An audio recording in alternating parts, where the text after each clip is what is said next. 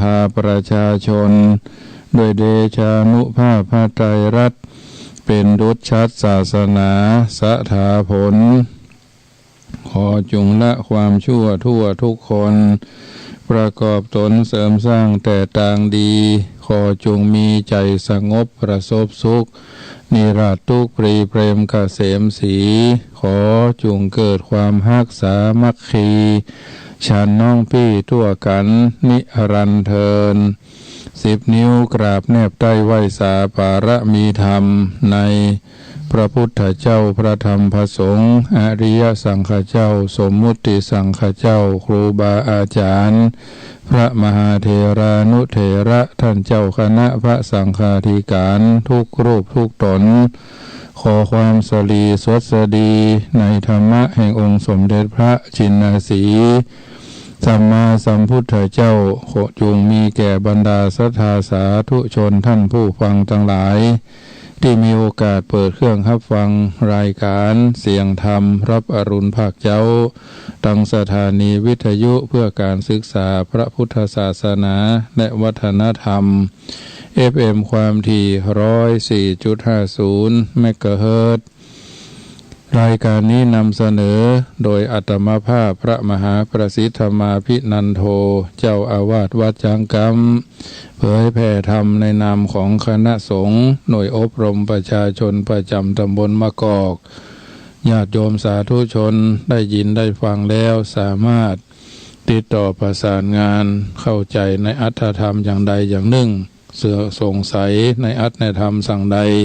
ก็สามารถโทรศัพท์ติดต่อที่0861875325 0861875325ปากันทุกเช้าวันจันทร์ตี 5 ถึง 6 โมง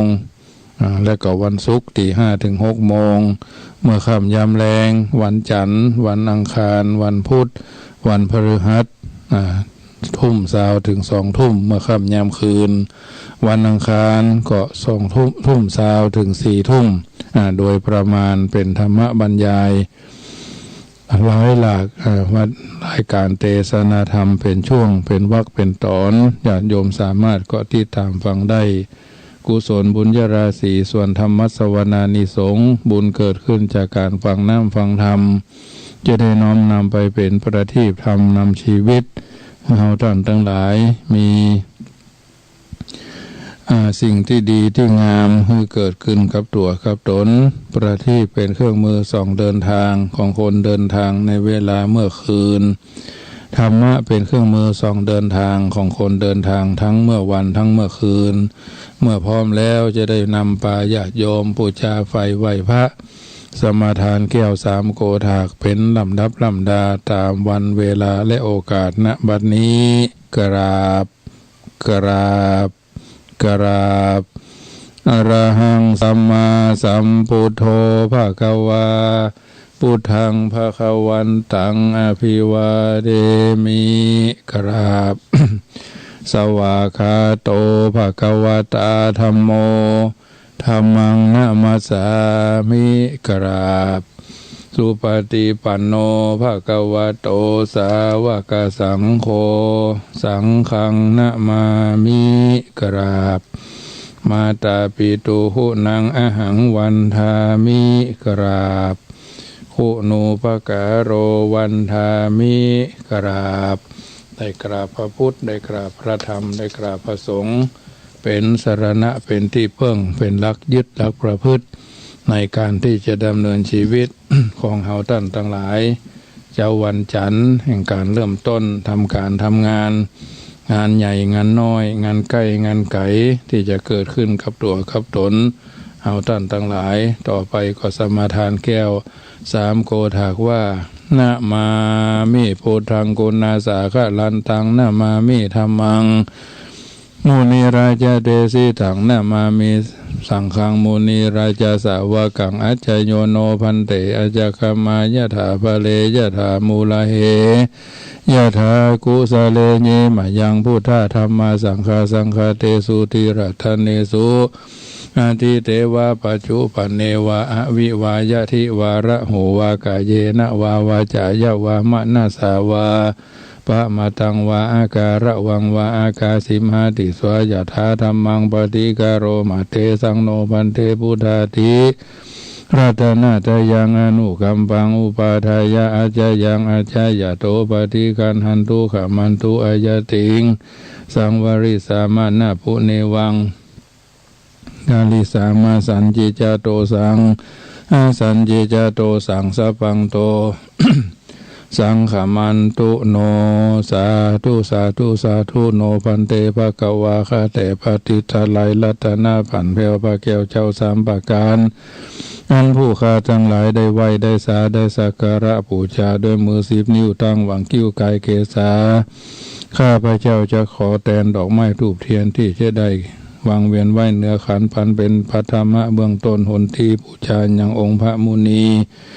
สลีสัพพัญญูพระพุทธเจ้าตนพาเสริฐตนล้ำเลิศยิ่งกว่าคนและเทวดาทั้งหลายทุติยะทวนสองปองน้อมนำมาเกณฑ์เวนถวายบูชายังพระนวโรกุตระธรรมเจ้าเก้าประการ10กับทั้งพระปริยัติธรรมอันโอฬารเลิศแล้วอันเป็นดวงประทีปแก้วสองหนทางตาที่ยาวานขันปุ่นทวนสามงามบ่อเศร้าผู้ข้าทั้งหลายขอน้อมถวายบูชาอริยสังฆเจ้าและสมมุติสังฆเจ้าถ้าลาบต่อเต้าถึงปัจจุบันวันนี้เป็นปริโยสารผู้ข้าทั้งหลายขอน้อมนมัสการเลยกราบไหว้แล้วขอสู่มาหลอนว่าผู้ข้าทั้งหลายได้ประมาทอเนกชาติหลอนโดยมีกายกรรมทั้งกายวจีกรรมกรรมอู้มโนกรรมกรรมกึศเป็นต้นว่าได้ลงที่ต่ำได้ย่ำที่สูงได้ถมน้ำลายได้ขายน้ำหมากได้ขากเสมหะได้ใส่รองเท้าได้กางจ้องเข้ามาในขวงแก้วกลางสามก็ดีได้ย่ำได้ย่ำได้ยืนได้เตียวในบนเฮือนบนหอได้วัดในวาเสียงดังบ่ได้ตั้งใจก็ดีได้ตั้งใจก็ดีต่วนเตียวไปมาในอิริยาบถทั้ง4หู้แจ้งที่เป็นพมานได้นั่งได้นอนในวิหารศาลาบาทหมดด้านได้เพี้ยวได้กวาดลวดลานหนีย่ำเงาไม้สลีทั้งเจดีย์พระบาทพระธาตุพระวิหารดังอันก็ดีได้ยุบได้ถือเอาคารุพันละหุพันน้ำกินน้ำใจโดยบ่ได้รับอนุญาตผงวางเจ้าภิกษุองค์สงฆ์องค์ภิกษุสงฆ์องค์สามเณรก็ดีจาล่วงสุดมีเม็ดหินเม็ดทรายติดตีนติดมือข้าพเจ้าไปสู่เกหะบานจองก็กลัวเป็นโทษน้อยต้นใหญ่ในพระแก้วทั้ง3ขอพระแก้วทั้ง3โปรดกรุณาเป็นปฏิกหะเฮาฮับเอายังปฏิปูชาทั้งหลายมวงพุงนี้ขอให้กลายเป็นนัตถิวิปาโกโหสีกรรมจะได้เป็นนิวรธรรมกรรมอันแก่นกล้าแก่ผู้ฆ่าทั้งหลายเที่ยงแต่ดีหลีสัพพังโตสังขมันตุโนนะโมตัสสะภะคะวะโตอะระหะโตสัมมาสัมพุทธัสสะนะโมตัสสะภะคะวะโตอะระหะโตสัมมาสัมพุทธัสสะนะโมตัสสะภะคะวะโตอะระหะโตสัมมาสัมพุทธัสสะพุทธังอายุวัฒนังสรณังคัจฉามิธัมมังอายุวัฒนังสรณังคัจฉามิสังฆังอายุวัฒนังสรณังคัจฉามิทุติยัมปิพุทธังอายุวัฒนังสรณังคัจฉามิทุติยัมปิธัมมังอายุวัฒนังสรณังคัจฉามิทุติยัมปิสังฆังอายุวัฒนังสรณังคัจฉามิทาติยัมปิพุทธังสรณังคัจฉามิทาติยัมปิธัมมังสรณังอายุวัฒนังสรณังคัจฉามิทาติยัมปิสังฆัง อายุวัฒนังสรณังคัจฉามิสาธุสาธุโอกาสาขาแต่พระทิตาไรรัตนาผันแผ่วพระแก้วเจ้าทั้ง5ประการหมายมีพระพุทธเจ้าพระธรรมเจ้าพระสังฆเจ้าพ่อแม่ครูบาอาจารย์โดยว่าวันนี้ก็เป็นวันจันทร์ต้นสัปดาห์ที่26เดือนตุลาคมพุทธศักราช2563เดือนยี่เหนือออก10 ค่ำพำเป็นวันที่เริ่มต้นทำการทำงานบัดนี้ตนตัวแห่งเฮาอันเป็นลูกศิษย์พระพุทธเจ้าจะได้อาราธนาคุณพระพุทธเจ้า56ธรรมเจ้า38สังฆเจ้า14คุณพ่อ21คุณแม่12คุณครูบาอาจารย์10มาสังสิงสถิตปฏิสถานขจัดพัดเผาอุปัฏฐวะกังวลอนตรายท่านทั้งหลายอยู่ดีสบายเมื่อรับเมื่อตื่นเมื่อยืนเมื่อเตียวเมื่อเกี้ยวเมื่อกินพัดเคาะล้อนน้ำเพื่อความเป็นสิริมงคลว่า โสสวสดีข้อราวีกำเนิดข้อเกิดหลายอันข้อเมื่อคืนบ่หันข้อเมื่อวันบ่หู้ข้อเก่าเกลือต่างๆนานาอันเข้ามาในอัฏฐติสาตั้ง8มือสู่แควดได้หันออกไปสัพพะข้อแจงไรอันมาแต่เก้าข้อไรเล่าตั้งควงข้อไรลวงเร่งเร่าหือสูญายออกไปพันสัพพะข้อทางใต้อย่าได้มาเฟือข้อทางเหนืออย่าได้มาพอกข้อวันตกวันออกอย่าได้มาพองรักขานาชาทอข้อวันนี้วันหูคือตกไปคาพราหูอสุรินตะอันที่อยู่แหล่งลาสักคุณาหมู่ปรมัยไอส่วนสัพพะข้อตั้งมวลอันอุบาทสัพพะพญาตอนตรายข้อภาวายเจ็บไข้ข้อขี้ให้แห่งมีข้อหัวปีอย่ามาถูกต้องข้อพี่น้องมาเฮือนข้อท่านจกมาใส่ข้อให้นาต่างเต้าข้อปู่เท่ามาฝากครัวข้องัวควายตัวก้าข้อจ้างมาจนข้อยานยนต์พหานะอันจะมาปองรักขานาจาตาจันต้นจันกลางจันปลายกลายเป็นนัตถิวิภักโกอโหสิกรรมอย่าได้เป็นนิวรธรรมกรรมอันแก่นกล้าอย่าได้มาคำคายละวีคือเบียดชีวิตตินทรีย์คือเขาตันทั้งหลายเป็นไปด้วยเยี่ยงจุปการที่พระพุทธเจ้าบ่ได้ทรัดวัดไว้ในศาสนา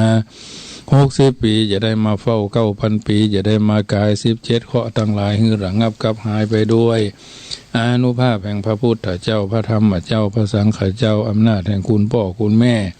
คุณครูบาอาจารย์คุณกินคุณตาลที่ข้าพเจ้าได้กระทำปั่มเพ่งไปตามฐานานุฐานะน้อยใหญ่ที่ข้าพเจ้าฟักใฝ่ในตาในศีลในภาวนาในในศีลสมาธิปัญญาคือมีจิตใจใสสว่างกระจ่างแจ้งได้หู้ได้หันสิ่งอันดีอันงามให้ปราศจากอโรคยะอธิปไตยะจุเยี่ยงจุปการไปใจนั่นจงจังมีเที่ยงแต่ดีลี ใจยะภวังใจยะสุปมังกลังใจยะโสถีภวันตุโวพุทธังอาราธนังกะโรมิธัมมังอาราธนังกะโรมิสังฆังอาราธนังกะโรมิปิตามาตาอาจาริยังอาราธนังกะโรมิธรรมสวนากาโลอายัมพทันตาธรรมสวนากาโลอายัมพทันตาธรรมสวนากาโลอายัมพทันตา พุทโธสัพพัญญูตัญญาโนธัมโมโลกุตตโลนวสังโฆมคภรโตจะอิเจตังรัตนัตยังเอทัสสะอนุภาเวนะสัพพะอันตรายโยวินาสันตุโนภควาโรกะวินาสนังนามุทาติหารังอากาสินะโมพุทธายะน่าคือทวารโมบันดาลฮือปรากฏพุทธกำหนดฮือแน่วแน่ทายามืดมิดและเมามัวยะอยู่บนหัวเปิดโลกะวิทูไขยะโมยะอโคหมัสมิงโรกัสสะอุอมาสหจินตามหาจินตามนุสจินตาเทวนาปุริสาจิตังราชาจิตังพระมโนจิตังพระมณีจิตังอาราคาจิตังคุสะจิตังขุโนจิตังพยาโคจิตังพยาคาจิตังอิทิจิตังสัพพะมนุสจิตังสัพพะเทวตาจิตังสัพพะสัตตาจิตังสังวรายามะเอหิอาคาจายะอาคาจาหิอิติมะมะเจตัสสาติชิวหายะเมทุวังวาจังชิวหาวายันติสตังสุทวาปิยะนุนาปิยาเยวัตุวัติสะมังนะสินะหานะโสนะโมพุทธายะทุมหิภาโวติตินะโมพุทธายะนะโมธัมมายะนะโมสังฆายะอัปปมโนพุทโธอัปปมโนธัมโมอัปปมโนสังโฆพุทโธเมนะโถธัมโมเมนะโถสังโฆเมนะโถอิติปิโสภะคะวะอะระหังสัมมาสัมพุทโธวิชาจารณะสัมปันโนสุขโตโรกาวิทูอนุตตโรปุริสาธรรมสาลัทธิสัทธาเทวมนุสันนังพุทโธภะคะวะติสวากขาโตภะคะวะตาธัมโมสันทิติโกอาการิโกเอหิปัสสิโกโอปานาญิโกปัจจตังเวติตาโพวินยูหิติสุปฏิปันโนภะคะวะโตสาวกสังโฆอุจุปฏิปันโนภะคะวะโตสาวกสังโฆญาญาปฏิปันโนภะคะวะโตสาวกสังโฆสามิจิปฏิปันโนภะคะวะโตสาวกสังโฆญาทิทังจัตตาริปุริสายุคานิอัฏฐาปุริสาปุคราเอสะภะคะวะโตสาวกสังโฆอหุนยโยปาวานยโยตะคีนยโยอัญชลีการณิโยอนุทธรังปุญญาเขตังโลกัสสาติพุทโธติโลกติโภชนังธัมโมติโลกติโภชนังสังโฆติโลกติโภชนังมัตติโลมาอัปปะอาปันติโรมาจามะอิกาวิติติวิกาอิราชาคะตาราสาติหังชะโตโรทินังปิสัมลาโภปุสัตผู้โสมนาการิธาโตภะสัมสัม วิเทข้าพุทธปันธุธรรมวะคาวาโทโนโอมะมะวะอเวนุสุสาติสุขิธิมาสุภาจาโรสุสีลาวาสุภากโตยัสสะสีมาวะเจทิโลเกสะโลมาอาสัมพิโตมาโควิทาสิโนมาคุปิยาวาเยปิเยสวะหงปุอิอาพุทธมาอาอุนะโมพุทธายะวิระโทวิระโคทโยวิระโคนายังวิระหิงสาวิระทาสีวิระทาสาวิระอิทิโยพุทธสสวะหมอาคาสัจจติมิตาอินทาธิมิตาปรมาธิมิตาอสุรกายติมิตายคตาธิมิตาสัพพมิจาทิฏฐิธิมิตาสสุราชาธิมิตากามโภชนกะทิมิตาอสุราชาจุมพูทิมิตาสัพพัญยุตวาทิมิตามหาอนันตนิมิตามหาโมคคราธิมิตามหาสาลีพุทธามิตาธรณีสีคุณาธิมิตานะโมพุทธัสสะนะโมธัมมัสสะ นะโมสังฆัสสะสยะทิทังหูโรสวหายนาการังปิตาปะปังวินาสันตุโมกะลังมาตาปะปังวินาสันตุพุทธการังยะทิปะปังวินาสันตุทาการังอริยปะปังวินาสันตุยะการังอัตโนปะปังวินาสันตุนะโมพุทธายะนะโมธัมมายะนะโมสังฆายะนะโมสัพพะเทวตานะโมอริยานะโมอาจาริยานะโมพิธานะโมมาตาระคันตุโอมนะโมพุทธัสสะโอมนะโมธัมมัสสะโอมนะโมสังฆัสสะองเกตุระกะเทวนังมังละคันตุเทวตานะโมเมสัพพเทวนังสัพพโคหาจะเทวตาสุริยังจันทังปมุจจันติสัสสิภูมิโมระเทวนังปุถรนังภเวสติสิโวสุโคโสโรเกตุจะมหาราพังสัพพทุกขังสัพพะยังสัพพโรคังวินาสันติสารพัดข้อสารพัดโศกสารพัดโรคสารพัดภัยสารพัดเสนียดจันไรไปเสียในวันนี้ชัยยะจงมาเป็นพระสิทธิแก่ข้าพเจ้าสวหายะอนุตตรังอภิสัมโพธิงสัมพุทธิตวาตถาคโตปัฏฐมังยังอเทเสสีธรรมจักขังอนุตตรังสัมมาเทวะภวะเตนโตโลเกอปฏิวัติยังยถาคตาอุภวันตาปฏิจมาชิมาจตุสวาริยาสัจเจสุวิสุทังญาณทัสสนังเทสิตังธรรมราเจนะสัมมาสัมโพธิคิทานังนาเมนะวิสุตังสุตังธรรมจักปวัตนังวายากรณะปะเทนะสังคีทันตัมพนามาเสเอวเมสุตังเอกังสามัญญังภควาภารณะสิยังวิหารติอิสิปัตตเนมิคัตเยตระโคภควาปัญจวัคคีเยภิกขุอามันเตสิดเวเมภิกขเวอันตาปปจิเทนะนาเสวิตพายโยจายังกาเมสุกามาสุขันนิกานุโยโคหิโนคัมโมปุถุชานิโก อนัตตสันหิโตโยจายังอัตตาคีลานาธานุโยโคทุโคอนาลิโยอนัตตสันหิโตเอเตเตภิกขเวอุโภวันเตอโนปะคะมามัจจิมาปฏิปทาตถาคเตนะอภิสัมพุทธาจักขุการณียานาการณีอุปสัมมายะอภิญญายะสัมโพธายานิพพานายะสังวัตติอายะเมวะอริโยอัตถังคิโกสัมโพธายานิพพานายะสังวัตติกัตตมายะสาภิกขเวมัจฉิมาปฏิปทาตถาคเตนะอภิสัมพุทธาจักขุการณียานาการณีอุปสัมมายะอภิญญายะสัมโพธายานิพพานายะสังวัตติอายะเมวะอริโยอาทังคิโกมะโกสัยยะทิทังสัมมาทิฏฐิสัมมาสังกัปโปสัมมาวาจาสัมมากัมมันโตสัมมาอาชีโวสัมมาวายาโมสัมมาสติสัมมาสมาธิอายังโขสาภิกขเวมัชฌิมาปฏิปทาตถาคเตนะอภิสัมพุทธาจักขุการณียานาการณีอุปสัมมายะอภิญญายะสัมโพธายานิพพานายะสังวัตติอิทังโขปนะภิกขเวทุขังอริยสัจจังจติปิทุขาจลาปิทุขามัลลนัมปิทุขังโสกปาลิเทวทุกขโดมานัสสุปายาสปิทุขาอภิเยหิสัมปโยโคทุโคปิเยหิวิภโยโคทุโคยัมปิชานาลาปฏิตัมปิทุขังสังคิเตนะปัจจุปทานาคันธาทุกขาอิทังโขปนะภิกขเวทุกขสมุทัยโยอริยสัจจังยะยังตัณหาโพโนภวิกา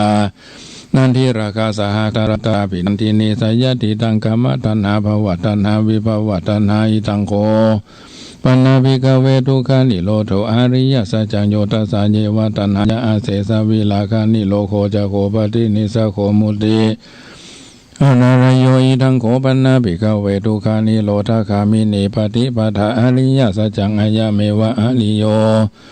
ตังคีโกมะโกไสยติทังสัมมาทิฏฐิสัมมาสังกัปโปสัมมาวาจาสัมมากัมมันโตสัมมาอาชีโวสัมมาวายาโมสัมมาสติธัมมาสมาธิอิทังทุกขังอริยสัจจันติเมภิกขเวบุเพอานานุสุเตสุธัมเมสุจักขุงอุทาปาทิญาณังอุทาปาทิปัญญาอุทาปาทิวิจาอุทาปาทิอาโลโกอุทาปาทิตังโกปานิทังทุกขังอริยสัจจังปริญญายันติเมภิกขเวอานานุสุเตสุธัมเมสุจักขุงอุทาปาทิญาณังอุทาปาทิปัญญาอุทาปาทิวิจาอุทาปาทิอาโลโกอุทาปาทิตังโกปานิตังทุกขังอริยสัจจังปริญญายันติเมภิกขเวบุเพอานานุสุเตสุธัมเมสุจักขุงอุทาปาทิญาณังอุทาปาทิปัญญาอุทาปาทิวิจาอุทาปาทิอาโลโกอุทาปาทิอิตังทุกขสมุทัย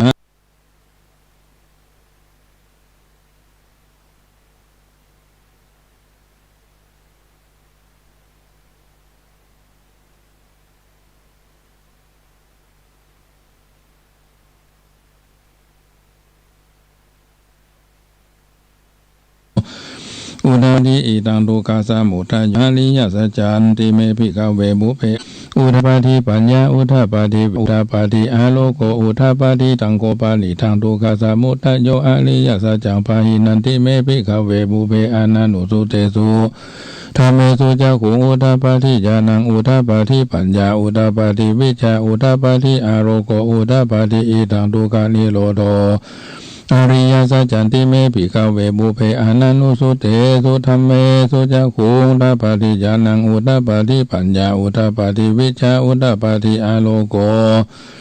อุทาปาทิตังโกปานิตังทุกขานิโรโธอริยสัจจังสัจจิกาตปันติเมภิกขเวบุเพอานานุสุเตสุธัมเมสุจักขุงอุทาปาทิญาณังอุทาปาทิปัญญา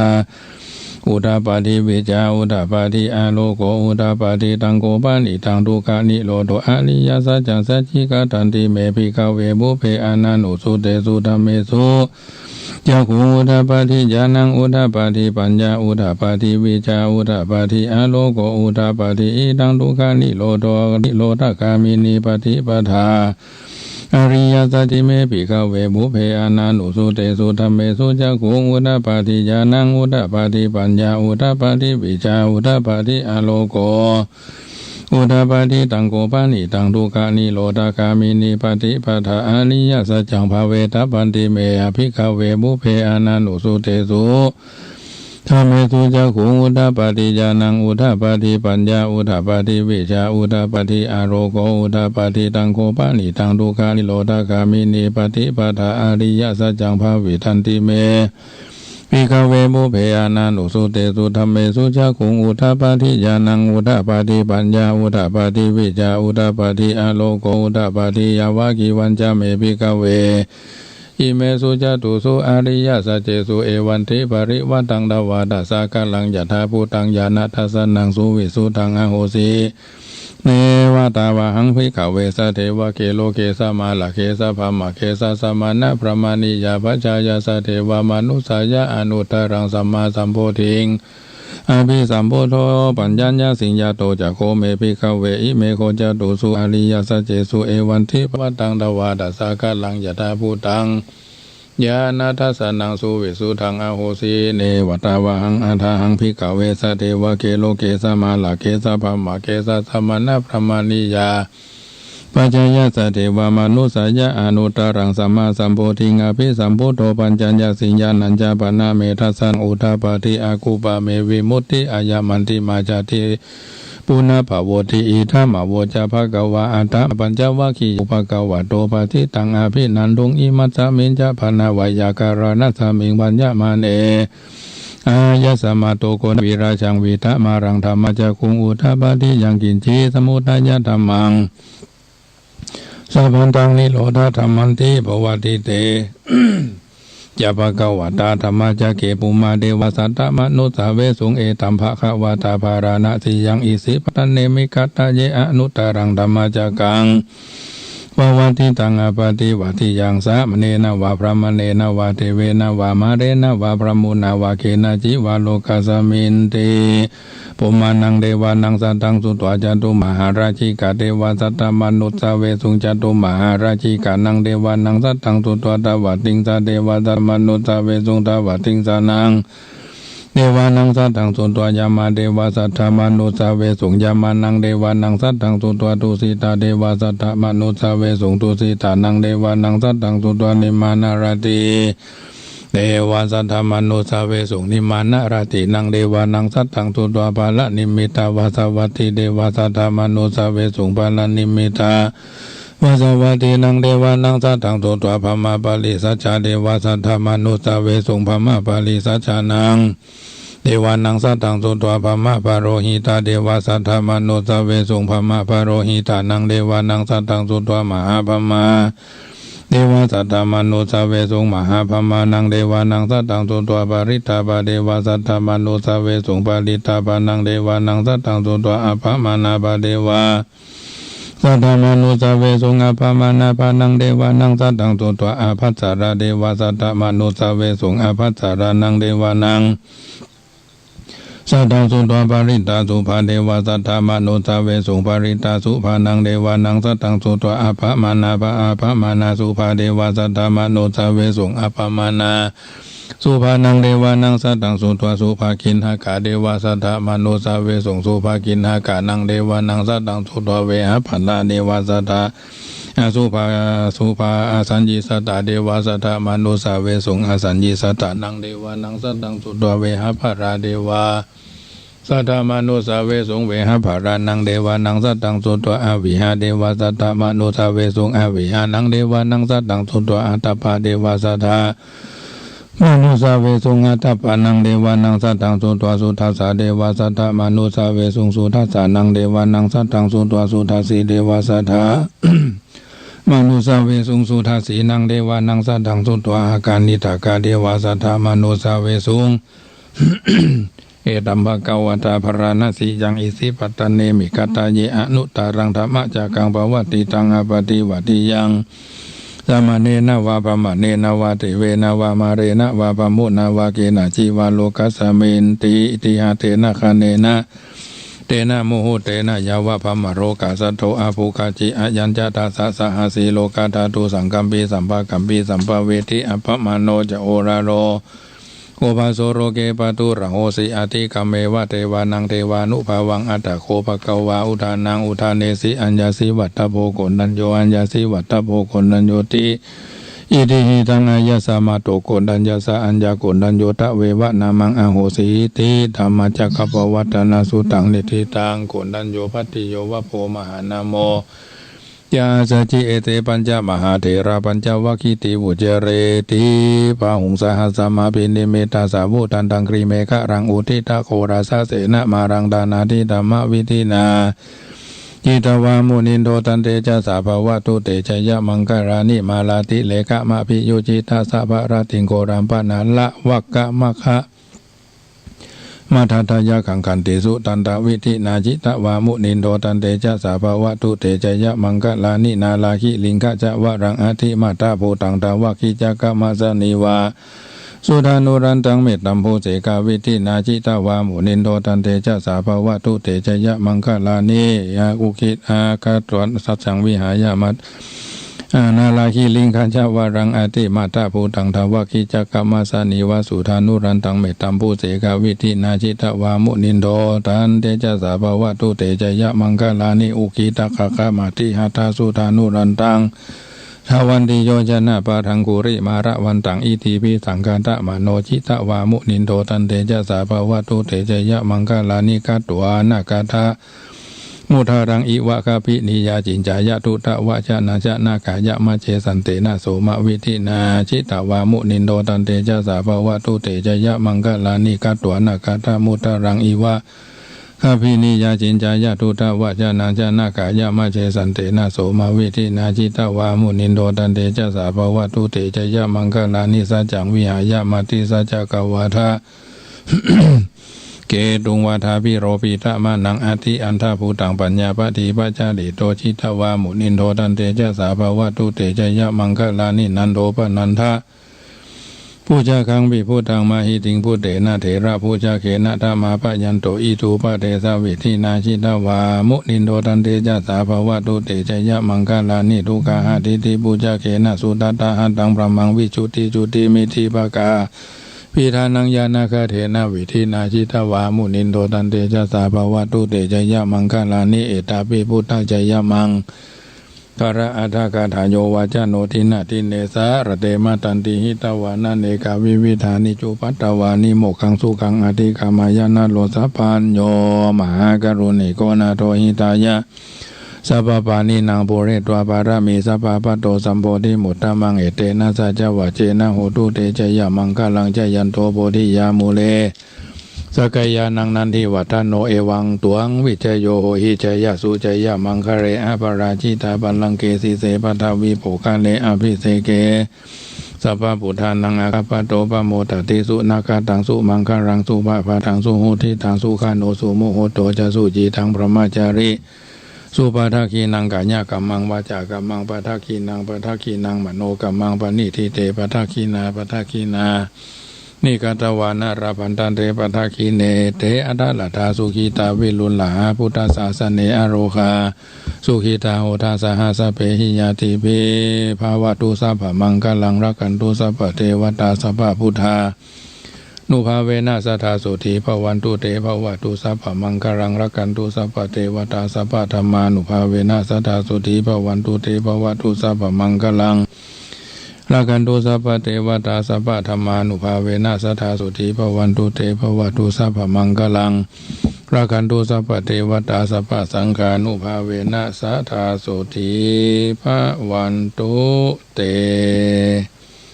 เอาละญาติโยมสาธุชนท่านผู้ฟังทุกท่านได้ยินได้ฟัง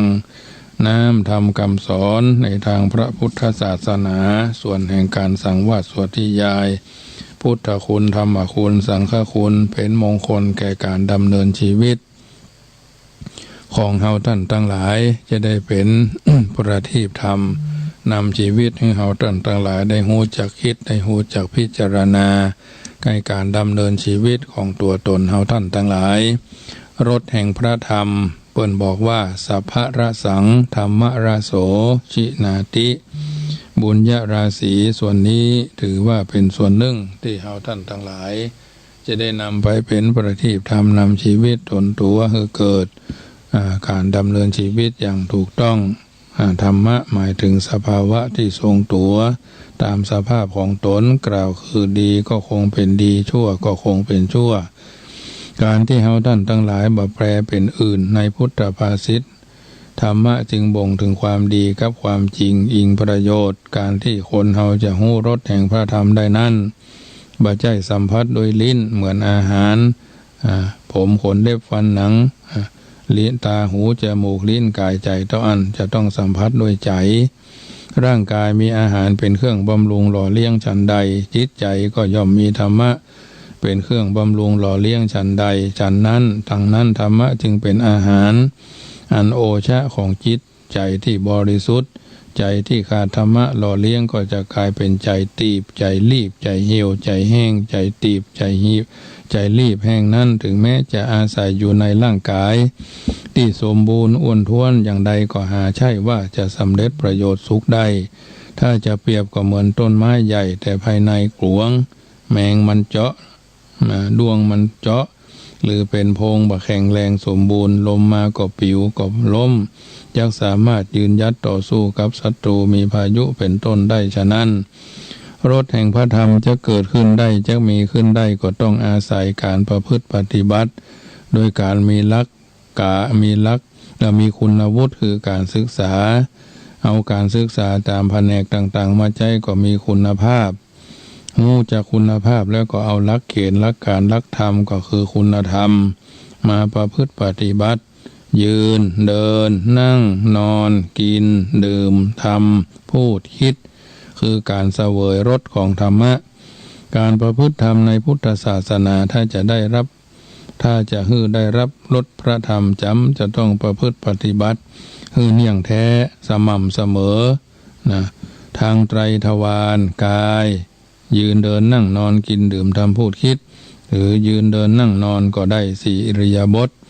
วาจาพูดแต่สิ่งที่เป็นมงคลใจคิดแต่สิ่งที่เป็นมงคลกายสุจริตวจีสุจริตมโนสุจริตบะพิษบะเพี้ยนบะโคดขององอดบะงองอดงอแงดอยู่ในบะทำตัวเหมือนขี้เดียนถูกเสียมได้ฮับกระทบเนาะก็ดิ้นกระดอกกระแดกอย่างม้าน้ำในสัตว์ทะเลเนาะที่เขาหันมันออกกระดิ้งกระด้องกระต้องกระแท่งน่ะจิตใจจึงจะมั่นคงแข็งแรงนึกถึงเสมอกรรมของครูบาอาจารย์บางรูปพระว่าโกรธคือโง่โมโหคือบ้าไม่โกรธดีกว่าทั้งไม่บ้าทั้งไม่โง่นะเมื่อใดก็เป็นคนขี้งอนเมื่อใดก็เป็นคนขี้โคตรเมื่อใดก็เป็นคนขี้เกียจอยู่ในจิตใจละซ้ำละสายละหกละเหินมันก็บ่มั่นคงเป็นมันเคว้งคว้างแข็งก็บ่แข็งแรงแต่แข็งทื่อนะคงก็บ่คงที่บ่คงเส้นบ่คงวามองดูอายุตัวเก่าไปเท่าใดการประพฤติการปฏิบัติตัวเป็นเช่นใดใจที่บ่มีโรคโลภโกรธโลภหลงใจที่ปราศจากอารมณ์ร้ายมาเบียดเบียน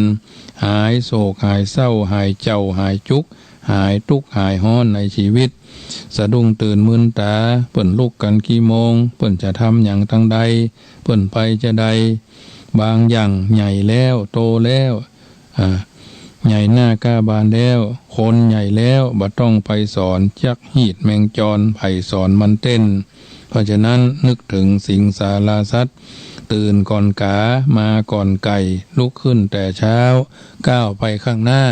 ทำงานแข่งกับเวลาพัฒนาตนเอง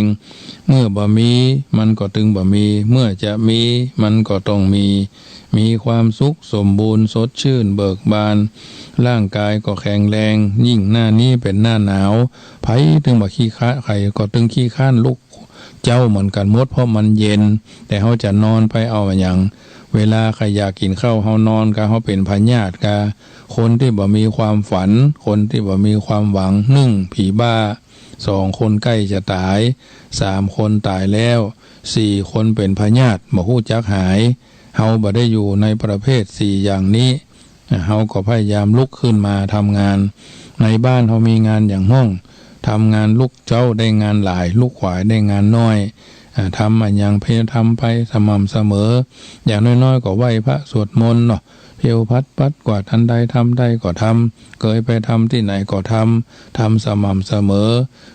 ลุกเข้าเป่าไฟทำการทำงานอย่างเฮาไป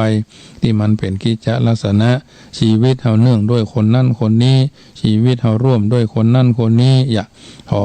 ร่างกายชีวิตจิตใจลวดยานพาหนะอย่างที่จะต้องทำสม่ำเสมอทำกันอย่างต่อเนื่องบ่ต้องไปเอาเขาว่าเอา5หารเขาอยู่ดีๆเป็นคนพัฒนาเป็นมนุษย์เอาเขามาใส่มันก็ควายถ้าบ่ควายก็งัวเอางามาใส่มันก็จ้างเอานอมาใส่มันก็แรดเฮาเป็นอย่างพ่องหมู่นี้เฮาเป็นมนุษย์เหรอเป็นผู้มีใจสูงเป็นผู้มีกำลังเป็นผู้มีความสามารถมือ2ข้างเฮาก็สมบูรณ์เท้า2ข้างเฮาก็สมบูรณ์สมอง2มือเฮาก็มีสมบูรณ์เฮาเนื่องด้วยผู้อื่นเฮาเนื่องด้วยสามีเฮาเนื่องด้วยภรรยาเฮาเนื่องด้วยคนที่เฮามีความใกล้ชิดสนิทสนมบางอย่างจะฮื้อถูกใจก็คงบ่ใจจะฮื้อพิษใจก็บ่ชึ่งบ่เชิงเป็นธรรมดาถ้วยฟาดจ้อนฟาดถ้วยคกฟาดเขียงฟาดคกเป็นธรรมดาเพราะฉะนั้นบ่มีไผที่จะดีเกิน100บางทีเพิ่นจะชั่วเกินปันคนมีกำลังน้อยมีลักษณะอ่อนแอป้อแป้ปวกเปียกทำประโยชน์แก่ตนได้น้อยถ้าคนมีกำลังนักก็ชื่อว่ามีการทำงานคือได้นักได้หลายเพราะฉะนั้นอันว่าโรคใจเนี่ยมันเป็นโรคใจเป็นโรคเรื้อรังจะมีอยู่บ่อยๆมีพิษร้ายยิ่งกว่าโรคกายเกิดขึ้นง่ายกระทบกระทั่งได้ง่ายสามารถขยายตัวได้ในพริบตาวันเวลาหนึ่งอาจจะเกิดได้หลายโรคหลายครั้ง บรรดาโรคใจหลายเหล่านั้นทั้งหลายเหล่านั้นถ้าจะกล่าวให้สั้นก็รวมมี3โรคโรครักโรคชังโรคหลงโรครักก็คือราคะความรักอันปราณีตด้วยเมตตาเนื่องโดยกันไปเนื่องโดยกันมาเป็นห่วงเป็นใยเอาใจใส่ซึ่งกันและกันโดยความปังดีบ่เอาบุคคลที่3มาเกี่ยวข้องชีวิตหนึ่งด้วยคนในครอบครัวคนที่เฮาฮักคนที่เฮาเคารพคนที่เฮานับถือเขาปรารถนาดีต่อเฮาเขาหวังดีต่อเฮาด้วยความเมตตาและแถมคนหนึ่งมาเป็นคนที่เป่าหูเฮาอย่างอันอย่างอี้กูว่าแล้วหาว่าแล้วมึงถึงบ่เชื่อกูคือสู่ถึงบ่เชื่อข้าอย่างอันนี้นะอย่างเนี้ยเป็นความรักที่โน้มน้อมเข้าหากันเอาใจใส่ใจหาเขาหาเฮาหาเปิ้นหาเฮาการเอาใจใส่เขามาใส่ใจเฮาความเคารพนับถือกันในฐานะความรักความสามัคคีกันเป็นสันติสุขเหล่านี้บัดจัดเป็นโลกส่วนความรักอันเกิดจากกิเลสเช่นหึงหวงงอนเงาะงอนเงนงอนเงาะงอนแงดงอดแงดความแข่งแย่งกันจริงดีจริงเด่นกันทำการทำงานถ้าคนนั่นไปหาดึงไปละคนนี้ไปฉันดึงไปละความทะเลาะวิวาทบาดหมางพิษเถียงกันเฮามาก่อนเฮาก็เป็นพระเอกเฮามาก่อนเฮาก็เป็นนางเอกเฮามาที่2เฮาก็เป็นคนที่2คนลดดันตามขั้นบันไดไปตามนั้นเฮามาก่อนเฮาบ่เป็นพระเอกเพราะอันอย่างเฮาผิดพลาดคลาดเคลื่อนบกพร่องด้านไหนเฮาบ่ได้เป็นนางเอกเพราะอันอย่างเฮาขาดตกบกพร่องข้อไหนผิดพังหมั่งใจเพราะอันอย่างเฮาเอาอัตตาเป็นต้นกะเฮาทำใจบ่กว้างกะอย่างเพิ่นถึงมีสุมาเตอเมียหลวงเมียน้อยวุ่นวายกันไปหมดญาติโยมเพราะเกิดจากกิเลสหรอบ่เกิดจากความฮักคนแต่ก่อนเพิ่นย้อนหลังไปแต่คืนโยมท่านคนหนึ่งเพิ่นบอกว่าคนความรักคืออะไรนะรักแบบเคารพนับถือนี่อยู่ด้วยกันเมินแม้จะบ่ได้เจอกันแม้บ่ได้ทักทายกันวัน2วันก็ยังแน่นแฟ้นมั่นคงอยู่ในใจแต่ถ้ามันเป็นความรักแบบหึงหวงแหนมันอยู่ไหนมันเป็นอย่างผีบ้าเนี่ยเป็นกับฟึดกับฟัดกินข้าวจิถ้วยเป็นกลังกังเก่งเถื่อจิถ้วยจิน้ำกินน้ำแกงหีบน้ำแกงอย่างฟ้าผ่าเนี่ยอย่างเงี้ยเพราะมันเกิดกิเลสเครื่องเศร้าหมองใจบริสุทธิ์ใจบสะอาดใจบสุจริตก็เลยทำให้เดือดร้อนมีราคะเครื่องมระมนทินขี้ฝุ่นเขายังปัดออกใส่แว่นก่อนคัดแว่นอาบน้ำก็คัดขี้ใครคัดตึงวันเขาคัดแต่หน้าแต่ตาแต่จิตใจเขาบ่ได้คัดโรครักเนี่ยชื่อว่าราคะเป็นโรคชนิดนักหน่วงมีฤทธิ์มีอำนาจฆ่าฟันบั่นแทงกันพ่องหึงหวงกันพ่องเฮาบ่ต้องไปหึงหวงกันเฮามีความเคารพเชื่อมั่นเห็นอย่างหนึ่งแบบผู้ใหญ่นะละอ่อนนี่มันทวงหลายเตื้อมันจูจี้ผู้ใหญ่นี่เปิ้นบ่จะหาญาติที่มันออกนอกกอดนอกกันละวินัยเรื่องทวงใจของคนใช้มีอาการซึมเศร้าเงาง้อย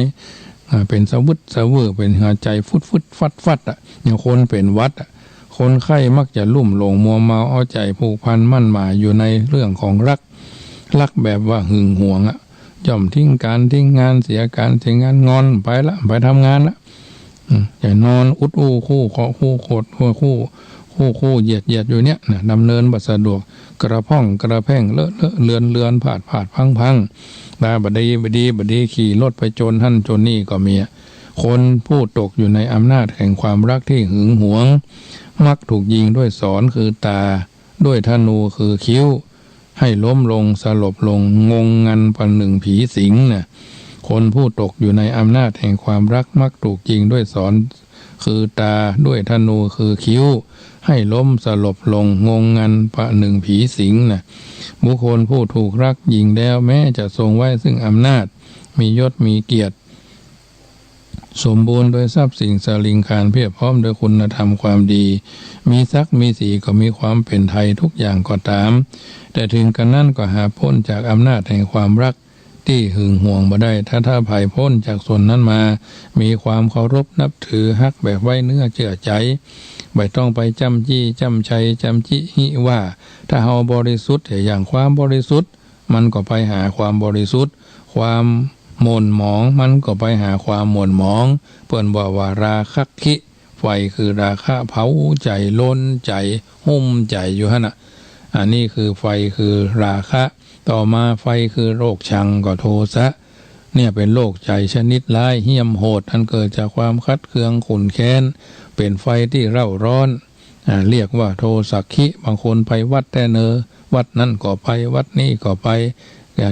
กินตาลวัดเหนือก็ไปวัดใต้ก็ไปแค่ตาลบางคนก็รักษาศีลแต่เนอรักษาได้แค่รักษาศีลบางคนจริตภาวนาบ่เคยพอตาในเอาตานอกพอตาในตัวพ่อว่าตัวเป็นคนนิสัยอย่างใดเป็นคนซุ่มซ่ามครับเป็นคนพ่อน้อเป็นคนหยาบครับมันใช่ว่าหยาบคายนะเป็นคนหยาบกระด้างกระโดกกระเดกะซุ่มซ่ามเนาะเนี่ยอย่างบาละเอียดนะเนี่ยหันก็ลืมนี่ก็ลืมหันไปวัดก็ลืมขันบางทีบางครั้งก็ลืมหันลืมนี่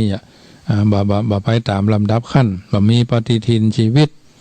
ว่าลูกเจ้ามาเขาจะเนี่ยอันยังเขาจะไปอันยังสืบสาวเล่าเรื่องสืบสาวยาวความบางเรื่องมันผลต้องไปต่อคนปากคนนี่มันตึงยาวหรือปากกาญาติโยมสาธุชนโทสะร้ายแรงเผารุ่มกุ้มใจแสดงการถึงผิวพรรณโลหิตขึ้นหน้าจนตาแดงปากสั่นทักคำพูดรุนแรงถ้อยคำรุนแรงขู่ตวาดด่าแจ้งจักหักกระดูกใช้อวัยวะชกต่อยทุบตีจนกระทั่งมีบนห้องวัดตีนเตะตีนทีบอาวุธในตัวตีฟันบั่นแทงถึงขั้นล้มหายตายจากเป็นทุพพลภาพตีกันอย่างเราหันเยาวชนในเฟซในไลน์ติดกันตีกันไปแอวกันพอหน้ากันด่าพ่อล่อแม่ใส่กันนั่นนี่คือโทสะต่อมาก็คือโมหะโลกใจประเภทคุมเครือทำให้คนไข้เพ้อหลงไหลงมงายมหูจักผิดชอบชั่วดีมหูจักกิจที่ควรทำบ่ควรทำซ้ำยังเป็นปัจจัยหลงลักหลงชังเป็นเมฆเป็นหมอกเป็นฟ้ามาบดมาบังปัญหาให้มืดมัวโลกหลงเนี่ยย่อมเป็นไฟร้อนลุ่มคุ้มอยู่ภายในเรียกว่าโมหะคินะใช้ความริษยายิงคนอื่นตัวเองจะต้องบาดเจ็บยิงไป100 กรัมเขาก็เจ็บ100 กรัม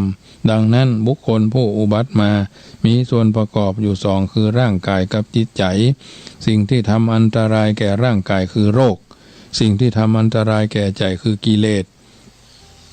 สมีมากมายกิเลสปัญหาตัณหา108เมื่อสรุปฮือสั้นก็คือกิเลสที่ทำให้จิตใจหิวโหยอยากบ่ฮู้จักบ่ถมบ่ฮู้จักเต็มจัดเป็นตระกูลโลภะกิเลสทำให้จิตใจเล่าร้อนคิดได้หมายขวัญคนอื่นจัดเป็นตระกูลโทสะกิเลสที่ทำให้จิตใจลุ่มหลงงมงายจัดเป็นตระกูลโมหะโรครักโรคโลภโรคชังโรคหลง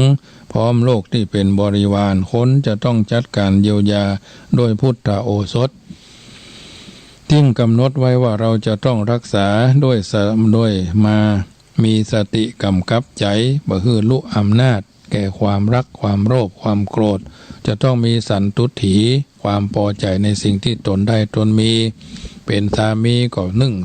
งภรรยาเป็นภรรยาก็นึ่งสามีแม้บางเตื้อไม่ได้อยู่ด้วยกันแต่มีใจฟักใฝ่ใส่ใจปรารถนาดีไหว้วอนอาราธนาพุทธคุณธรรมคุณสังฆคุณยิ่งคนนึ่งชอบสวดมนต์ไหว้พระยิ่งคนนึ่งบัดสวดมนต์ไหว้พระมันก็เลยคนนึ่งคนเหมือนเพื่อนเขาว่าเปิ้นเป่ามงคลตัวเอาอภมงคลเข้าไปใส่เปิ้นปรารถนาดีแผ่เมตตาไป100 เตื้อพันเตื้อคนที่เปิ้นปรารถนาดีมันก็ถึงบ่ดีเพราะเขาบัดตั้งรับเหมือนโทรศัพท์ไปเขาปิดเครื่องอย่างมันมาฮับส่งข้อความไปเขาเปิดเครื่องมันก็ฮับจ้องไปเตอะแจ้งไปเตอะมันถึงเข้านะเหมือนเหมือนเติมเงินเข้าไปมันบ่เข้ามันตกไปที่อื่นเนี่ยยินดีในสิ่งที่ตนหามาได้แสวงทรัพย์สินที่ตนในทางที่ชอบอยู่ในกรอบของศีลธรรมอันเรื่องความรักมันเป็นเรื่องของคน2 คนรักแบบเคารพนับถือเชื่อถือไว้เนื้อเชื่อใจมันบ่มีความยังบ่นึกถึงวันแรกที่เฮาฮักกันเข้าปรารถนาซึ่งกันและกันนะเพราะฉะนั้นเพิ่นบอกว่าจงมีธรรมะปีติด้วยเหตุนั้นบุคคลผู้ประพฤติธรรมะในทางพุทธศาสนาจึงยกย่องว่าเป็นคนดีบอกว่าบุคคลนั้นจะเป็นสตรีบุรุษเป็นคฤหัสถ์เป็นบรรพชิตย่อมจะต้องมีธรรมะคือจึงชื่อว่าเป็นอาหารเครื่องปรุงใจผู้ปฏิบัติหน้าที่คือดีขึ้น ใบฮื้อปราณีตสูงขึ้นดังจะหันได้จากคนมีธรรมะแม้ร่างกายจะเฒ่าจะแก่ก็หาแก่บ่ได้หากแต่จะแก่ก็แก่ด้วยศีลด้วยธรรมแววแห่งกินศีลกินธรรมยังเปล่งปลั่งสดใสบนใบหน้าที่ฉลาดเป็นคนที่มีเสน่ห์มีสง่าราศีน่ายกย่องนับถือกล่าวคือทั้งผู้รักทั้งผู้รักให้พักพิงอาศัยเป็นทั้งผู้ใหญ่ให้ความเมตตากรุณาต่อผู้น้อยคอยให้กำลังใจให้ความอบอุ่นสนับสนุนส่งเสริมเติมต่อเป็นพ่อแบบเป็นแม่แบบให้เอาอย่างทางดำเนินชีวิตที่ดีมั่นคงเป็นพ่อที่แท้เป็นแม่ที่ถูกเป็นลูกที่กตัญญูเป็นสามีที่ห่วงใยเอาใจใส่ภรรยาเป็นภรรยาที่มีความเคารพนบนอบต่อสามีธรรมปีติสุขขังเสติบุคคลผู้มีปีติในรสแห่งพระธรรมย่อมได้รับความสุขกายสุขใจที่ว่าเป็นคนดีธัมโมหะเวรักขติธรรมจารีธรรมะนอกจากจะอำนวยประโยชน์สุขตามที่กล่าวมาช่วยคุ้มครองปกป้องผู้รักษาปฏิบัติเมื่อเป็นคนชั่วสัพพะระโสธรรมระสังชินาติ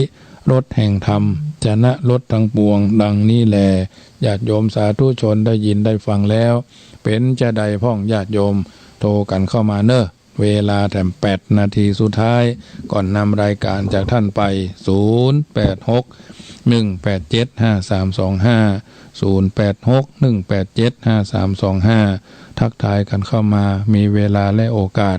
หลังจากจบที่ขึ้น104นี่แล้วกระเดียวก็ฟังในที่วันเนอะ91เมืองเชียงใหม่98สันกำแพง101.25วิทยุแม่โจ้เรดิโอแล้วก็ FM ละปูนคนป่าซาง106.25ลูกทุ่งเชียงใหม่90.50และวัดน้ำบ่อหลวงมีโอกาสก็โทรศัพท์กันเข้ามาเนอะ086-187-5325โทรกันเข้ามาถ้ามีเวลาและโอกาสก็เป็นอย่างฟังกันไปเรื่อยๆธรรมะคืออาหารใจอาหารไก่นึ่งข้าวเป่าไฟทุกข้าวต้มแกงแล้วก็ขออนุโมทนาเจริญพรกับนมัสการเจ้าค่ะพี่น้องเชียงไฮ้อยู่สันน้ำเองเนาะสันน้ำเองเจ้าฟังเข้าใจดีเนาะนี่ได้สาระนักขนาดเจ้าเต็มมากขอเริ่มไว้เราจะมึงไปทำเลยได้สาระกันห้าเจ้าเป็นตัวเองเลยแม่กองเป็นแต่ไม่ค่อยได้รู้กับนมัสการเจ้าเจริญพรเจริญพรสาเจ้าพี่น้องผาตองดอยสะเก็ดเนาะฟังถึงวันเจ้าเข้าใจดีเนาะเข้าใจดีเจ้านี่สบายใจขึ้นก็อนุโมทนาเนอะฟังกันไปเรื่อยๆ96ครับได้วะเจ้านี่ชื่อ104เจ้าบึด96ครับได้วะเจ้าได้เจ้าบ่าย2ถึงบ่าย3 96จะเจริญพรแม่ครูเหรียญทองฟังอยู่ในเจ้าลูกแล้วก็ของลูกเจ้าหนูนี่นะฟังธรรมะมันเจ้าเย็นช่ำเหมือนอากาศเจ้าโมทนาก็แม่ครูเนอเจ้าเจริญพร3595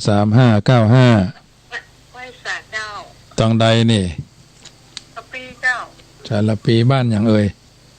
บ้านสปีเจ้าสารพีเขาเนี่ยอย่าเจ้า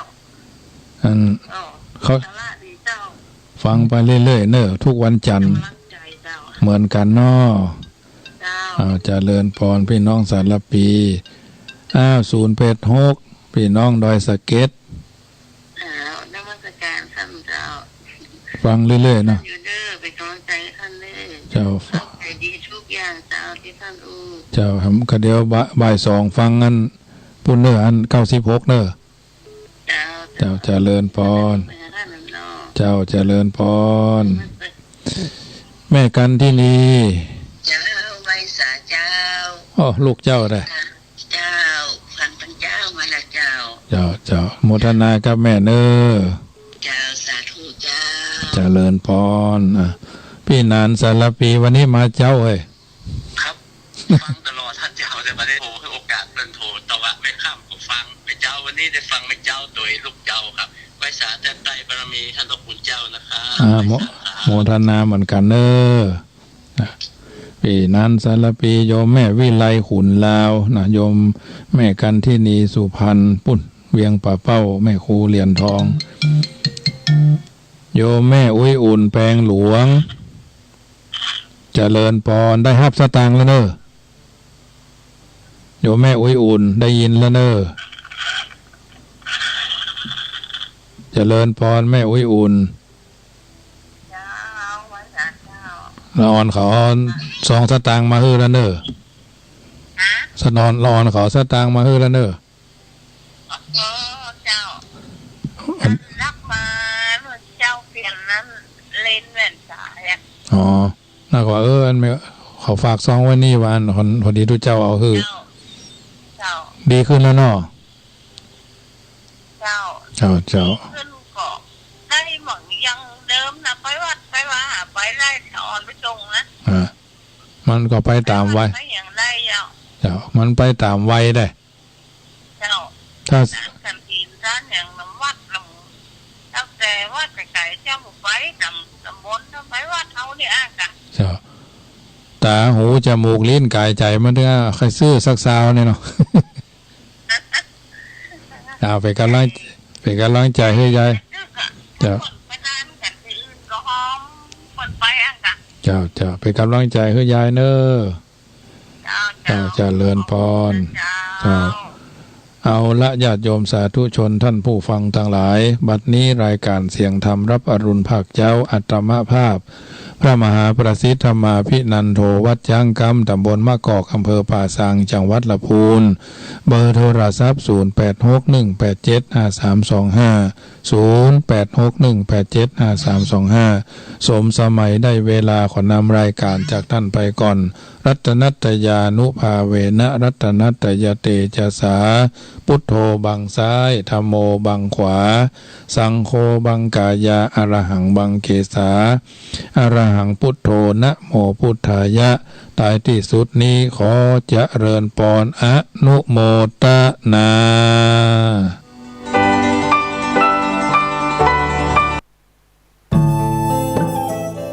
ท่านกำลังติดตามรับฟังสถานีวิทยุกระจายเสียงพระพุทธศาสนาแห่งชาติและสังคมคลื่นเพื่อการศึกษาพระพุทธศาสนาและวัฒนธรรมระบบ FM 104.5 เมกะเฮิรตซ์รายการต่อไปเป็นรายการมรดกธรรมกำเมืองดำเนินรายการโดยพระครูวิสิทธิ์ศรีลาภรณ์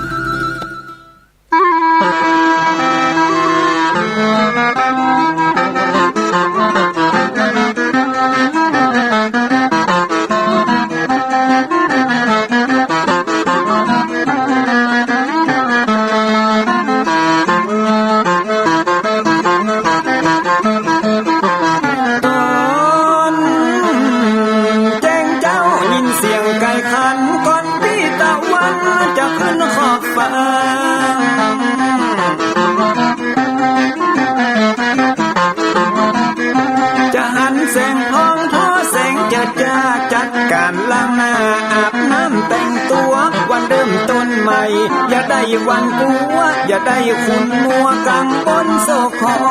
น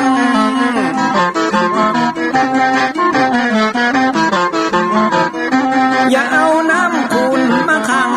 คอนอย่าเอาน้ำฮอนมาลวงหัวใจฮ้อนอ้วมอารมณ์คุณคองมาตอนฮับวันใหม่นี่น้อง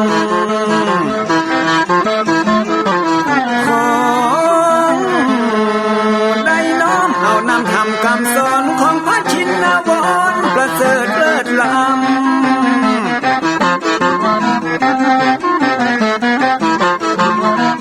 จักจุงจิตใจให้ออกจากบ่ฮือด่างดำโศกเศร้ามัวมองแสงแห่งธรรมะนั้นเป็นแสงทองส่องใจเรื่อร้องตึงวันค่ำเจ้า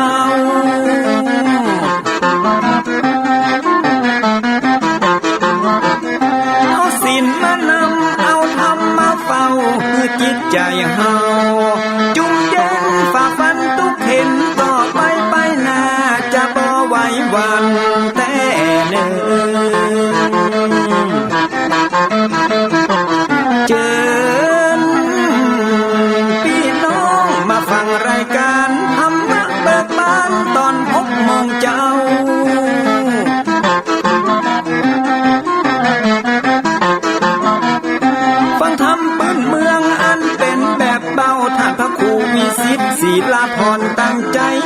ณะตำบลป่าแดดนอนในเจ้าอาวาสวัดวังสิงคำตนนี้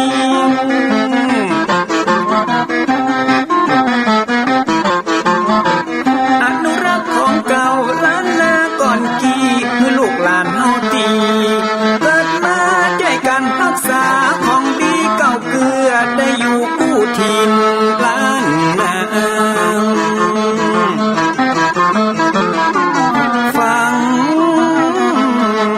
ทำแล้วของแผ่วจิตใจเหมือนป่าอยู่ในนาทีนั้นน้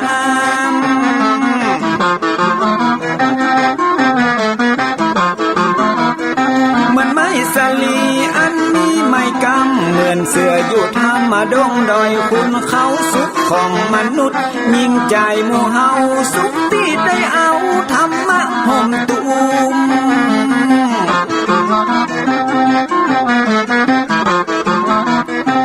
ใจคนใดมีธรรมห่อหุ้มใจคนนั้นจุ่มใจบ้านมันอยู่วิมานเวียงวังจันแก้วบ่มีในเต้าแล้วน้อง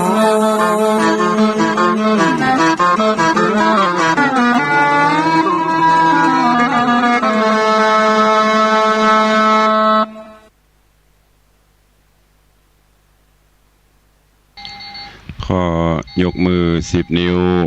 กราบนบนอบน้อมอย่างพระติรัตนเกลียวเจ้าตั้ง3 ประการ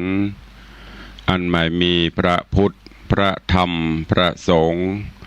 อันเป็นสรณะที่เบิ่งที่เคารพนับถืออันสูงสุดในชีวิตกราบคารวะแห่งชาติและสังคมคลื่นเพื่อการศึกษาพระพุทธศาสนาและวัฒนธรรมตลอดจนวิทยุคลื่นสีขาวเพื่อเจ้าประชาส่งสัญญาณออกอากาศที่วัดฝ่ายหินตำบลสุเทพอำเภอเมืองจังหวัดเชียงใหม่สถานีวิทยุวัดหนองกายตำบลสันปะยางอำเภอแม่แตงจังหวัดเชียงใหม่สถานีวิทยุ CM77 วิทยุอินเทอร์เน็ตล้านนาสถานีวิทยุเวียงป่าเป้าเรดิโอสถานีวิทยุแดนดินถิ่นล้านนาอำเภอสันปะตองสถานีวิทยุมนเสียงธรรมอำเภอแม่แจ่มสถานีวิทยุชุมชนคนเมืองลี้อำเภอลี้สถานีวิทยุชุมชนคนนาน้อยจังหวัดน่านสถานีวิทยุสีคำเรดิโออำเภอเวียงสาจังหวัดน่านสถานีวิทยุเสียงใสเรดิโออำเภอตาวังผาจังหวัดน่านสถานีวิทยุเสียงธรรมจากวัดจันทร์อำเภอกัลยาณิวัฒนาตลอดจนสถานีวิทยุชุมชนเสียงตามสายหอกระจายข่าวพร้อมกับเจริญสุขเจริญปอนญาติโยมที่ติดตามตั้งสถานีวิทยุวัดห้วยตองซักอำเภอจอมตองจังหวัดเชียงใหม่ทุกสถานีพร้อมกันนี้เจริญปอนญาติโยมที่ติดตามรับฟังต่างเฟซบุ๊กเฟซไลฟ์ต่างเว็บไซต์ต่างๆเพราะว่าจะเป็นเฟซบุ๊กของวัดวังสิงคำเฟซบุ๊กของธรรมะ104ธรรมะใครเครียดเฟซบุ๊กวัดฝ่ายหินเฟซบุ๊กของวัดศรีรัตนมงคลลอกยาวแล้วก็หลายๆเฟซบุ๊กเนอะของญาติธรรมที่ได้สดับรับฟังเสียงธรรมในยามเจ้าแล้วก็กดแชร์กดไลค์ไปให้ยังกลุ่มเพื่อนๆได้สดับรับฟังกันรายการนี้ดำเนินโดยอาตมภาพพระครูวิสิทธิ์ศรีลาภรณ์เจ้าคณะตำบลประเดชเจ้าอาวาสวัดวังสิงคำตำบลประเดชอำเภอเมืองจังหวัดเชียงใหม่เป็นผู้ดำเนินรายการผู้อำนวยการคลื่นสีขาวแจ้งว่าตอนนี้ก็ได้ลิงสัญญาณไปแถม1สถานีคือความถี่ 95.75 ของดีเจอ้อยอำเภอโสปราบจังหวัดลำปางต้องขออนุโมทนาด้วยเนอะกับดีเจอ้อย จากศพปราบลำปางตีได้หันประโยชน์ในการฟังน้ำฟังธรรมลิงสัญญาณฮือญาติโยมต่างศพปราบลำปางได้สดับรับฟังกันตอนนี้ไปตั้งอกตั้งใจฟังธรรมเทศนาวันนี้มาเทศนาฮือญาติโยมทั้งหลายได้รับฟังณโอกาสบัดนี้นะโมตัสสะภะคะวะโตอะระหะโตสัมมาสัมพุทธัสสะนะมาสิงกาโรพุทโธอันว่าพระพุทธเจ้าตนผาเสริฐกว่าโลกตั้งสามเตสิตังพระก็เทศนายังเตวัตตุตั้งหาตันตั้งหลายจุงทอมทาดาฟังเพื่อฮือเป็นสัจจังแน่แจ้งฮือเป็นที่หูแห่งสังขารกู้วันคืนการกินการอยู่ทุกผู้กู้ยิงใจอย่าปากันอยู่บอดได้ปังเป่าเฮอปากันคืดเล่ายังตนอันว่าปีเดือนวันหากขับบนมาหาแก่อันใจนั้นแต่หากว่าหนุ่มที่แต่ตาบ่จุ่มมืดมัวแม้นว่าผมยังหัวก็งอกเขี้ยวก็ลุดหล่อนออกไปหลายเนื้อหนังกายก็หดหูจักเป็นดังอีกู้หญิงใจควรดีปาการคงขวายกะตำบุญฮือตันรักษาศีลเมตตาภาวนาหาความดีใส่ตัวไปใจอย่านับได้หยุดนอนได้การตั้งตาไผ่บ่หูจะได้ฟู่อูสักเสริญปีเดือนเกินขับฮือแก่เปียที่แผ่พับตัวอย่านับใครหัวจะกว้ายฮือกึดหนีหายสู่ต่างเดอย่าถือแก้วอันบ่มีก้าแก้วต่ำจ้าบ่เดเอาฮือปากานาถือดวงเผาเพชรแก้วอันมีก้าแล้วดีงามขาลองจามกึดฮอดเอาใจจอดหาดูยังหมู่ศาสตร์น้อยใหญ่อันเดือดใหม่ตุกขามเพราะจาติฮือเกิดมีเป็นมาจะราเบียดเบียนฮือเท่าเปียที่เข้าสู่เต็มตนมอลันดามาจนฮือตายจากจุผู้กอกหากเหมือนกันเสียงคนนั้นสะเศร้าตั้งเสียงสัตว์ออกล่าหากินดังสัตว์บินบนและเตี้ยวย่างไผ่บ่อาจอยู่ข้างเดานานกันมัดจุมันมาฮอดก็จางตายละต่อตนตัวละเครื่องขัวขว้างไว้ฝูงหมู่ญาติให้วิงวอนโซนสารจรลำบากเหือบางเกิดทุกข์ยากนักหนาดังพระสัทธาเป็นเจ้าหากโกดเงื่อนเก้าเตสนาเป็นวาระกถาว่าดังเดอาหัมปิโคมหิจาติธรรมโบจาติอนาติโตอาหัมปิโคมหิจาราติธรรมโมจาราอนาติโตอาหัมปิโคมหิพญาติธรรมโมพญาธิอนาตินโตอาหัมปิโคมหิมรณะธรรมโมมรณะอนาติโต อาหัมปิโขมหิทุกขะธัมโมทุกขะอนาตินโตหันตะยังกันละญาดังกะโรมิกาเยนะวาจามานาสาญะมาลานานสติดังเนอาหัมปิแม่นบาตัวแห่งเฮาและตัวแห่งต้านต่างหลายจาติธรรมโมมีสภาวะอันเกิดมาก่อมเป็นทุกขาเมื่อยามน้อยเป็นทุกขาคอยเมื่อเป็นเด็กแดงฝูงมดแมงมาต้อมไตก็บ่จ้างไล่และขับเน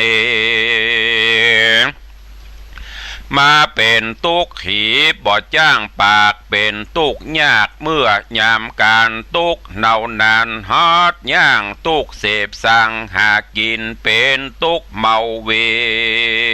น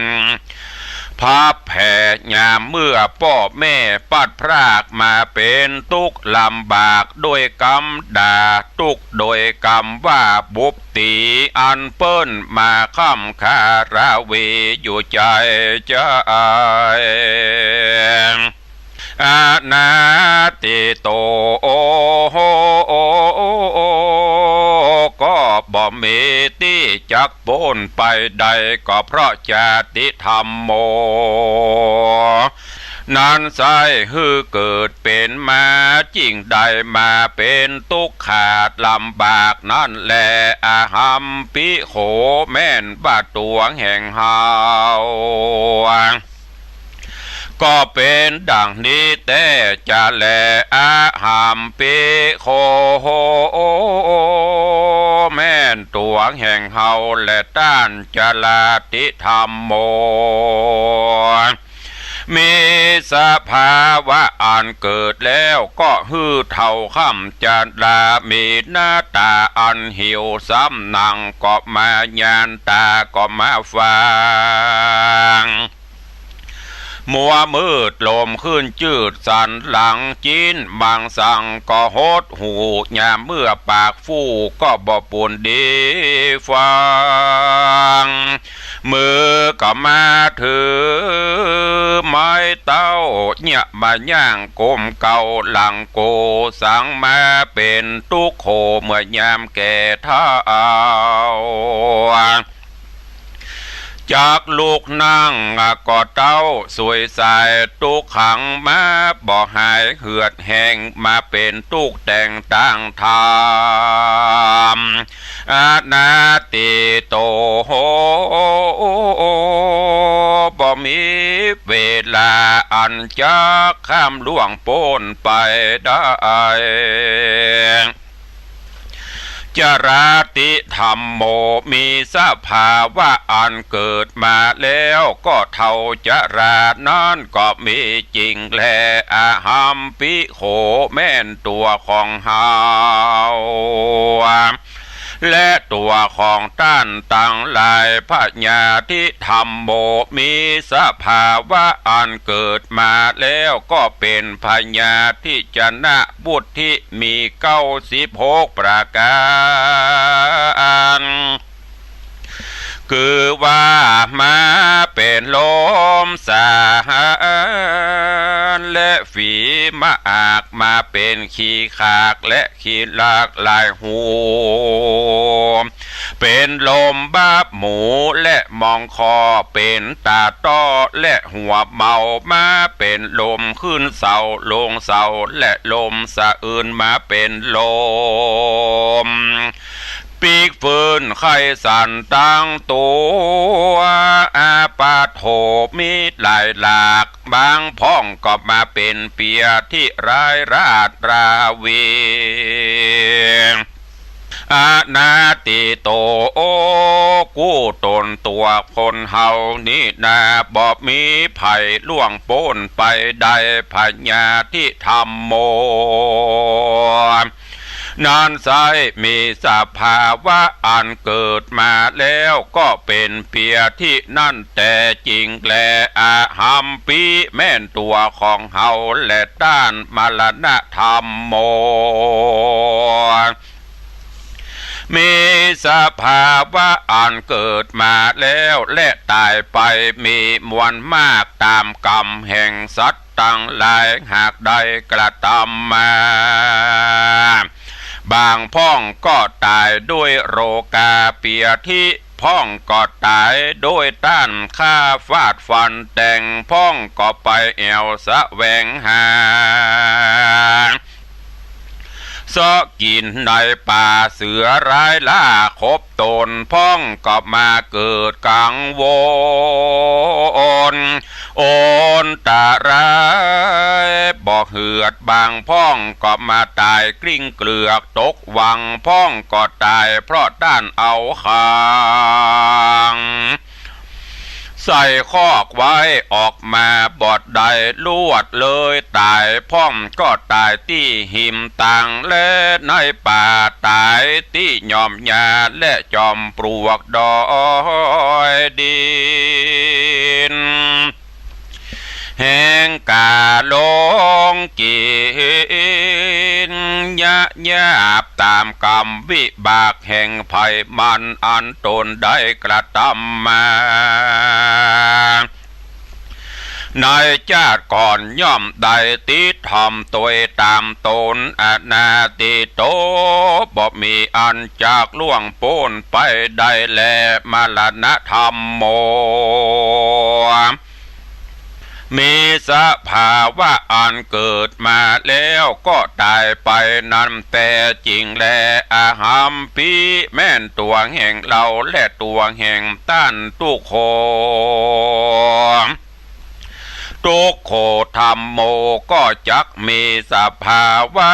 อันเป็นทุกยิ่งทุกค่อนขิงหลายสารเมื่ออยู่เป็นคนก็ทุกหลายอย่างหลายต่างมีต่างนานากันว่าตายไกลกามวยบางลางเตื้อก็ได้เกิดเป็นสัตว์บางเตื้อกำจัดหือตกต่ำไตไฟนรกไม่เหิงนานล้างเตื้อก็ได้เป็นคนตุกพลานและได้เกิดในกำเนิดเป็นเพศเพราะเหตุว่ามีจิตให้ยามเมื่อจักตายดับคานตุกมาตันเมื่อเสียงเขตจริงกลายเป็ดไปเกิดเป็นเพศและผีได้ตกอเวจีแล้วมาเกิดในกำเนิดเป็นเพศหลอกและได้เกิดมาเป็นสัตว์วิบากมากำจัดและแต่งบ่ฮือหูดีแห่งต่างงามบางพ้องบุญกรรมติดตามโดยไตก็ได้ไปเกิดเป็นสุขลำเลิศในที่ประเสริฐเป็นอินพรหมได้เป็นเทวบุตรเทวดาโตนวิเศษเพราะเหตุว่าอำนาจบุญกรรมเขตที่ใดกระทำมาอายุสังขาราก็ยืนมากกวางบอกมีที่อ่างต่างทุกมีแต่ความสุขหาประมาณบ่ได้อานาติโตบ่มีไผล่วงพ้นไปได้ทุกตัวคนแม่นแต่จริงแลตัดสมาเพราะเหตุดังอันแม่นว่าตัวแห่งเฮาและตัวแห่งต้านตั้งหลายการละญาติดังก็ควรรีบกระทำกรรมอันดีงามคือว่าฮือตานรักษาศีลเจริญเมตตาภาวนา ไปใจกาเยนะโดยกายวาจาญะโดยปากมนาสาโดยใจแม่นคนที่ตายไปและดับขันฝูงคนอันอยู่ไปหลังก็บอกวันให้หาปริเวทนาอื่นอ่อนบอกกวนเป็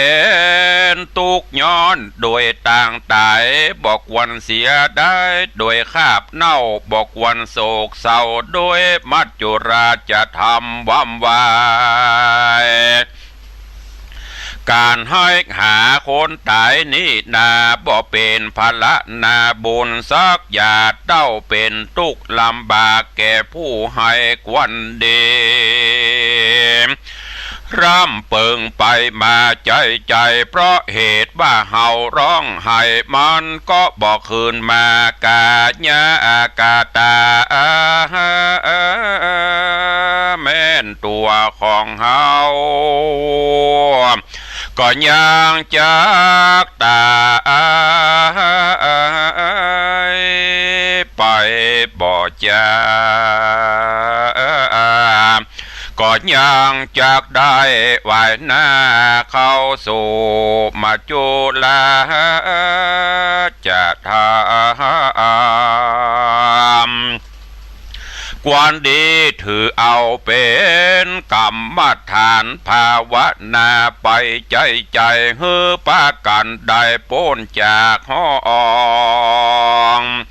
ได้ขายแห่งสงสารจุงปากันได้ปันติบัตตามคำสอนแห่งพระบวรสอนสั่งเบือนดังน้ำตกหลังรินคำเทวตุโอตาฮือปากันจำเริญไว้จุวันอย่าได้ปากันอยู่ยำบอดได้ปางเป่าฮือได้กึดเล่ายังโตนมีใจเวโวนสอนใจต่างที่บอดดีไปต้านก็มาสอนบอกฮือแจ้งจอดในใจเมื่อชีวิตเป็นไปและตั้งอยู่เฮือใดสอนใจกูกับตนตัวอย่านับได้ใครหัวว่าตัวเฮายังหนุ่มนาจุ่มมีวานยามมัจจุราชมาตานเมื่อหนุ่มบาปเข้าซุ่มยามตายจักบ่สบายเพราะวิบากอันมาจักลากนำไปอย่าได้เกิดใจว่าตัวเฮายังหนุ่มเมื่อยามเท่าก้อยกระตำบุญร้อนว่าความตายมาสูญเมื่ออายุหนุ่มนั้นก็จักมรณะไป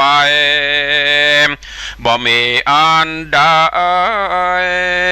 จักเอาไปตัวใดมีแต่บุญกับบาปกรรมที่เฮาได้กระทำไว้ย่อมติดตามไปแลนะ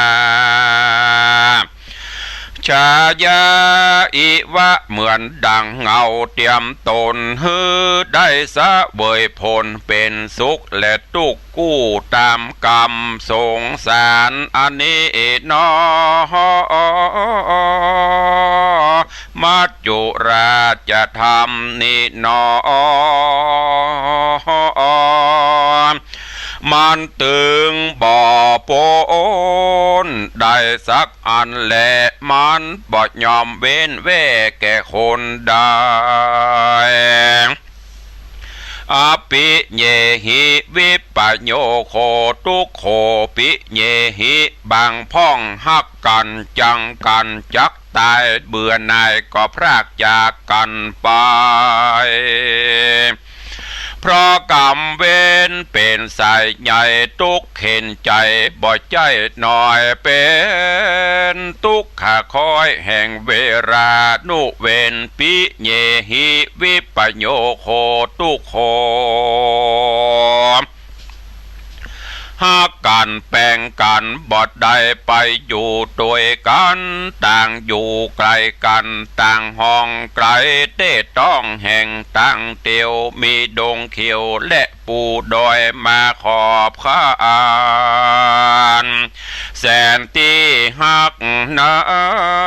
นก็บ่ได้ไปถึงมีแต่ใจกึดเติงหาเต้าเจ็บป่วยนั้นก็บ่ได้ไปจู